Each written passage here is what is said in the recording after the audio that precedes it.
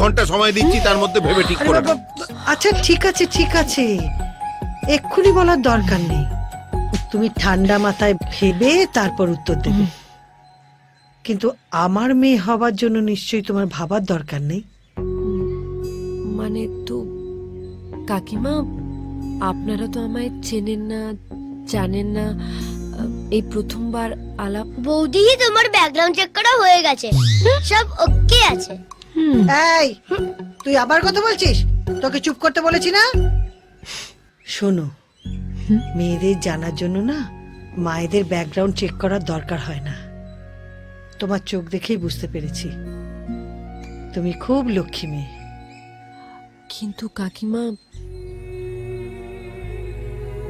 আমি তো অনাথ। চুপ। আর কোনোদিন যদি অনাথ বলেছিস না, তোর এই মায়ের মরা মুখ দেখবি।